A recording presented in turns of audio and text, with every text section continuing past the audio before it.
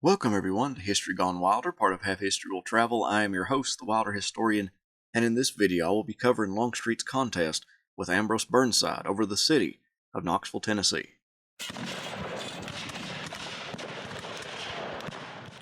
On November 5, 1863, Tyner Station, about 8 miles east of Chattanooga, bustled with Longstreet's troops as they made their way onto the train cars. However, the ravages of war had destroyed the railroad, and it would be November 7th before the cars got to moving, many of the men waiting on those cars nearly starving. The artillery and its gunners sat on flat cars and huddled together around one another to keep warm.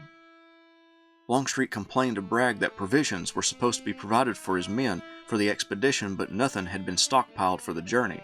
The troops made it to Sweetwater, Tennessee, still hungry and cold. Longstreet dispatched his staffers to wrangle up supplies wherever it could be had. Bragg was able to send Longstreet a number of wagons and animals with which to pull them, but as Longstreet's assistant quartermaster explained, the mules were barely strong enough to pull their own harnesses, let alone wagons full of supplies.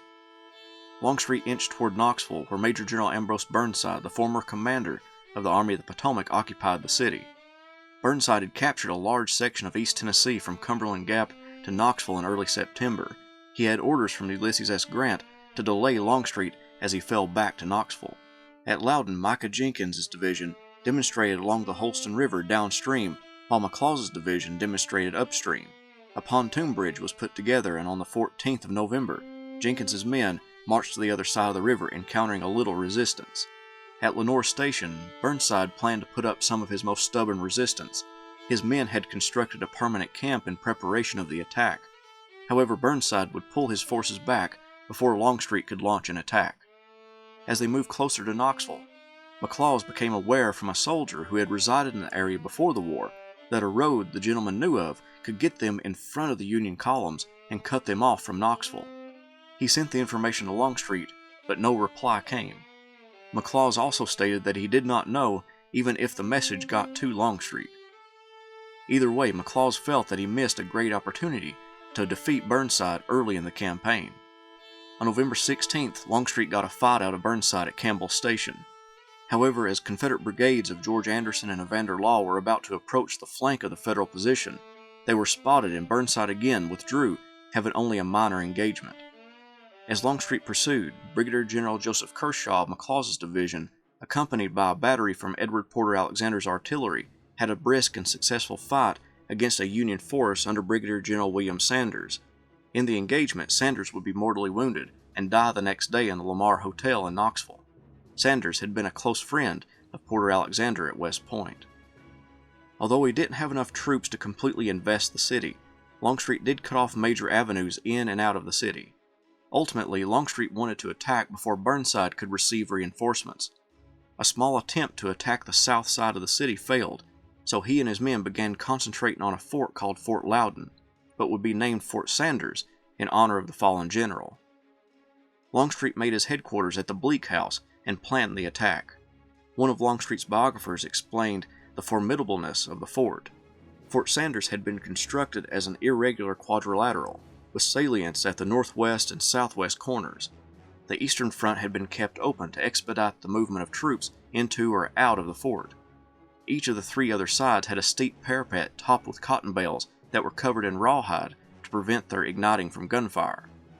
A ditch that varied in width from 8 to 12 feet and in depth from 6 to 8 feet edged the base, creating a face of 20 feet in depth at numerous spots. In front of the ditch, the Federals had strung telegraph wires from tree stumps. A garrison of approximately 440 infantrymen and artillerymen with a dozen cannon manned Fort Sanders. Support came to Longstreet from Bragg in the form of Bushrod Johnson's division and Brigadier General Danville Ledbetter, the man who helped construct Knoxville's fortifications. Ledbetter and Longstreet studied Burnside's fortifications multiple times. Then they watched as a Union soldier passed through the ditch, and it was only waist high. The generals had debated the depth, but Longstreet's observance of that Union soldier convinced him to attack Fort Sanders from the northwest with McLaws' division. Jenkins's and Johnson's division would give support. What Longstreet didn't know was that the soldier had crossed on a plank straddling the ditch. Rain delayed the attack that was meant for the 28th. As preparations were being made by McLaws, Jenkins was greatly concerned over the attack and vouched for McLaws's men to carry fascines or bundles of sticks to throw into the ditch in order to cross, or at the very least ladders with which to climb over the walls of the ford. He wrote Longstreet a quick note asking for these things, but Longstreet responded that the ditch wasn't more than 3 feet deep, and that if we go in with the idea that we shall fail, we will be sure to do so, but no men who are determined to succeed can fail. At the sound of 3 guns firing in rapid succession, the brigades of Bryan, Humphreys, and Wofford advanced and attacked the fort. Indeed, the ditch was much deeper than previously thought, and all 3 brigades were trapped in it, fighting for their lives as Union soldiers fired their muskets into the ditch, along with light and artillery shells, and casting them down the walls and into the ditch. When they realized the walls were too icy to climb without ladders, and there was no hope of succeeding, the men withdrew. The South lost 800 men in the ditch and the area surrounding Fort Sanders. The Union lost only 15. Within an hour after the attack failed, Longstreet received a telegram from President Davis stating that Bragg had been defeated at Chattanooga and for him to lift the siege of Knoxville and join Bragg in Georgia. Bragg wanted Longstreet to cross the mountains with his troops, but after consultation with his commanders, they decided that it could not be done. Longstreet's corps would withdraw east.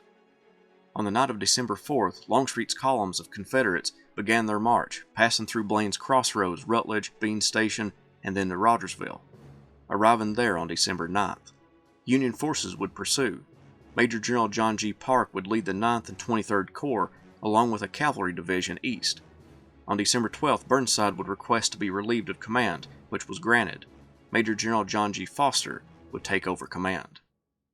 Parke and the 2 corps pushed east after Longstreet, stopping his cavalry at Bean Station and the infantry a few miles west at Rutledge.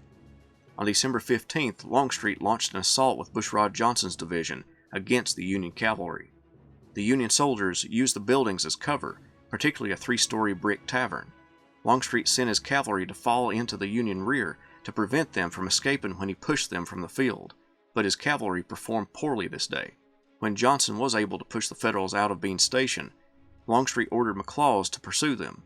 McLaws objected, saying his men had had little food and could not be expected to attack. Micah Jenkins's division led the pursuit, but the Federals would withdraw to Blaine's Crossroads. Bean Station was a victory, but a fruitless one. On December 17th, Longstreet removed McLaws from command, citing a lack of confidence in executing plans. A joke circulated around the Confederacy defaming Longstreet, calling him Peter the Slow. One of Longstreet's biographers wrote, "Longstreet sensed the discontent with his generalship. The previous 3 months had exacted their price. The compelling characteristic of the man, his self-confidence, had deserted him. The glory of Chickamauga, which soldiers chanted Longstreet as the man, had been tarnished by the derisive joke, Peter the Slow."